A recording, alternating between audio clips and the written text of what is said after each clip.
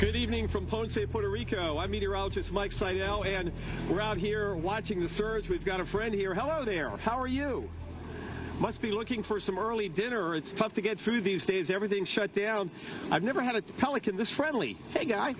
Meanwhile, it has been quite a day. We've got a long way to go with Fiona. The wind peaked here at 103 miles an hour, sustained at over hurricane force. We've had over 7 inches of rain here, more up in the higher terrain. Just about the entire country is under a flash flood warning, and the entire country, I should say country, the entire island is without power. That's right. The whole island is without power. So shades of Maria. We still have a bit of a storm surge coming up here as the pelicans gather around the live location. So the surge is still coming up. Now this is the harbor. This is across the street from the Caribbean, where it is all ramped up from these winds that are still gusting upwards of 50 to 60 miles an hour. We still have a long way to go. There's a flood watch right on through tomorrow, and many municipalities are dealing with flash flooding, mudslides, and rock slides. So Dr. Nab, it's been quite an afternoon. The upgrade at 11 a.m. and we just got rocked here. We had to stay here. It was too dangerous to go back to the hotel, but the winds roared with frequent gusts over 70 miles an hour for about 4 hours straight, as we never did get into the calmer area of the dirty eye wall. Yeah, Mike, this is certainly stronger than we anticipated a couple of days ago, but the hurricane warning did go up yesterday, and we've always been concerned about the rain-induced flood and mudslide risk. So let me give you the update. Welcome back to Ponce, Puerto Rico. I'm meteorologist Mike Seidel on a very tough afternoon and evening, and it's only going to get worse from here because we have had tremendous amounts of rain. Some of the rainfall estimates on radar now over a foot of rain, and look at the radar. We still have a lot more to come. It extends all the way out east of the eastern end of Puerto Rico. You can see the center of Fiona. It made landfall about an hour off to our west in Cabo Rojo at 3:20 p.m. this afternoon. So we have a landfalling hurricane, first one this year in the U.S. or its territories. Thankfully, we've had a very quiet season until now. The big impact here for everybody has been the fact that the entire island is without power. Once again, just like Maria. And hopefully, because they did some rebuilding of the system after Maria, that the power will come back on. But, you know, we've got all the flash flooding going on, mudslides, debris flows, and we may not even know how bad it is because of the communications and the lack of electricity and cell phones not being able to be charged. We still have a bit of a surge coming right up here. This is the harbor, and luckily the rain has backed off for now. We still have some squalls and a lot more to come through. You can see the water rolling up here, and this is what I've noticed. Look how when a wave comes up, this is kind of like a floating dock here. And when the wave comes up, it'll just bubble up the dock here where people come out here and enjoy a nice lunch or dinner here on the water. So we still have a bit of that. The surge has not been a big issue. Hurricane Center was expecting 1 to 3. That's about where we were. A lot of debris. This is what we're going to see. A lot of this all over town, all over Puerto Rico. Small debris. It's got to be raked up, picked up. But we've also lost a good part of this roof here, this aluminum roof, which got blown out into the harbor. And that's gone, and some of the boats have become unmoored, and a lot of the boat owners are upstairs. They've been up there since late morning, and they've been watching their boats and, you know, saying their prayers, hopefully that they'll be okay. So far, they seem to be okay. They're just kind of floating around, but I haven't seen any boats knocking it into each other. So we have the wind today. The peak gust so far from the entire tropical storm hurricane was right here in Ponce, 103 miles an hour. We were live when that happened, and I underestimated it. I thought it was about 80 miles an hour, but it just roared through here. And the weather station's right back there, Dr. Nab, less than a mile away. And it roared, and for 3 or 4 hours, it just kept blowing. It was kind of haunting. We were back in the corner in a safe location, but I want to tell you, 3 or 4 hours of that kind of wind is pretty scary, especially if it was at night and you're in an area where you're flood prone. So hopefully things turn out pretty good up in the mountains and hillsides and even other areas. They're getting flash flooding without the elevation because these rainfall totals are going to be prolific. We thought 10 to 12. That's going to be a well underestimated amount, I think, when it all comes to the end of the storm. when you go from a sheer tropical storm to a pretty well-built hurricane is that the rainfall is more concentrated and more continuous. And with that slow motion, less than 10 miles an hour, it's really adding up. Let's take a look at the latest particulars.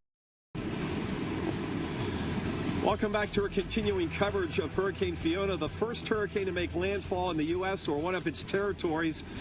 And it came in as a Category 1, an 85-mile-an-hour hurricane, 3:20 this afternoon, about an hour off to our west in Cabo Rojo. Now it's in the Mona Passage. That's the waterway between Puerto Rico and the Dominican Republic. The eastern part of the Dominican Republic, they have hurricane warnings. They're going to have the same kind of deal. Tremendous amounts of rainfall. Their mountaintops are higher, and we don't even know how bad it is up in the hillsides of mountains because the power has been out for quite a while. In fact, the entire island is without power. Shades of Maria, which is going to be the 5th anniversary here in just a couple of days. So it's going to be a long few days or more, and you don't have power, you can't charge your phone, you can't, talk to relatives and friends. All kinds of issues around the island. Take a look at the surf, the heavy rain. We've got video from around the island from this afternoon. The worst of the weather moved into Ponce late this morning. We had a couple of bands, one about 7 to 8, another one about 9 to 10, but they were nothing compared to what hit here after 11 a.m. We got into the eye wall of what we call a dirty eye because we didn't have any clearing. We didn't get into that dirty eye. The winds never stopped roaring. We couldn't leave here and go back to the hotel and get a break because it was just too dangerous. We had a wind gust here, the highest we've seen on the island and throughout the storm, of 103 miles an hour. The weather station is just back over there. We still have some storm surge coming up, but this is minimal. Hurricane Center was expecting 1 to 3. They're right in that category. By far, it's the rainfall, and the totals are going to be prolific. Dr. Nab, I'm thinking we wouldn't be surprised to see maybe 20-inch totals based on what we saw in Guadalupe and what we're seeing now on the radar estimates. And the flooding is prolific. In fact, they just extended the flash flood warning here until 11:15, and we just got word out of the capital, out of San Juan, that the generators are not working in one hospital, so they're taking patients in the middle of the storm to another hospital. So just bad news all around anytime you lose power. In fact, they called the blackout during Maria the worst blackout in the history of the U.S. and its territories, and now we've got the whole island again without power. This will rank up there because it's going to take a while for the conditions to even begin to get to the point where they could even consider doing power restoration. And so this could be another lengthy power outage, hopefully not as long as post-Maria. But one of the most dangerous aspects of a power outage is people who are medically vulnerable. The rainfall, I'm concerned, is not going to let up nearly as soon as we would like.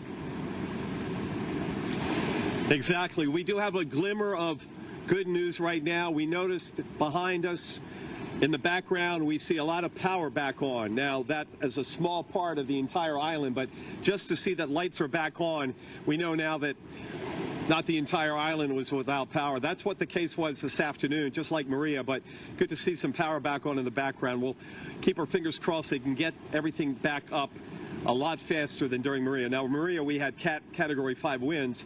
Winds peaked here today in Ponce, 103 miles an hour. That's the highest gust we've seen on the island. Rainfall totals prolific. Dr. Nabs talked quite a bit about the flash flood risk. Very high risk. It's ongoing right now. Basically, about 85 to 90% of the island is under a flash flood warning.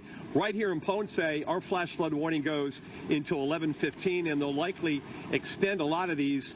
They'll just keep re-upping them and extending them through the night into Monday based on what happens with this trailing band, this like hose of moisture coming in from the south.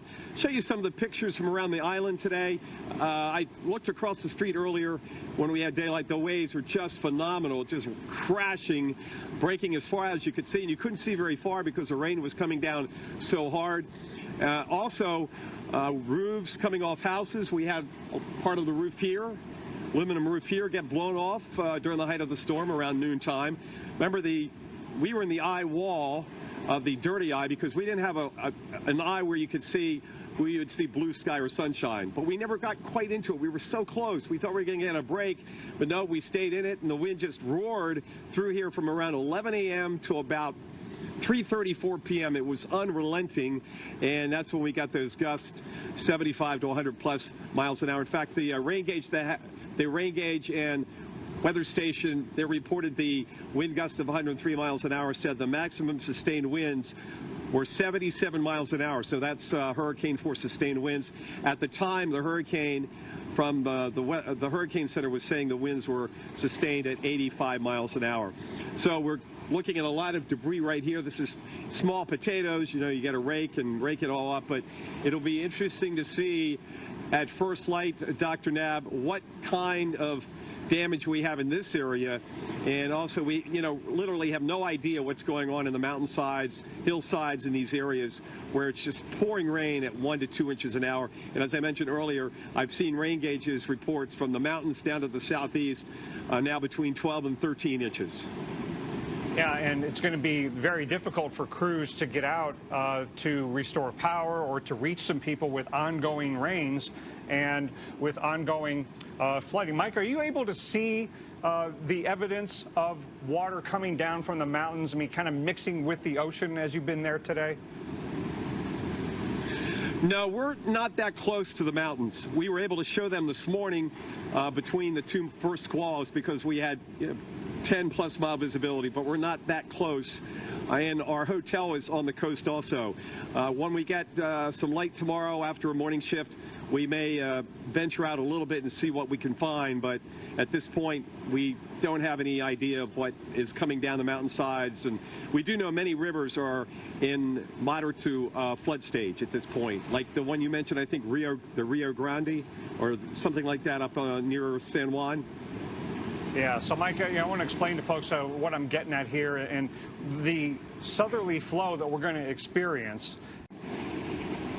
Welcome back to Ponce, Puerto Rico. We continue our special coverage of Hurricane Fiona. What a wild, wild day it's been here in Ponce. We had the highest wind gust reported so far of 103 miles an hour.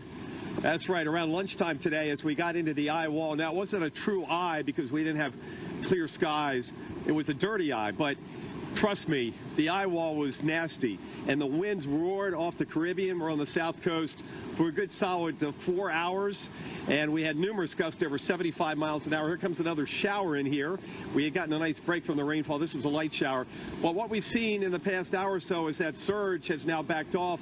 We were consistently seeing the water running up towards the building, a lot of debris left behind, but now the water has pretty much receded back into the harbor. Still boats out there that got unmoored, and a lot of the boat owners are here all day wondering if their boat was going to be okay. In fact, they were up on the second floor keeping an eye on their boats as they were bobbing up and down. Now, we did have the luxury of being blocked from the significant wind right here, and also in a harbor you don't have the wave action because you got this whole spit of land here, so that helps out with the boats here.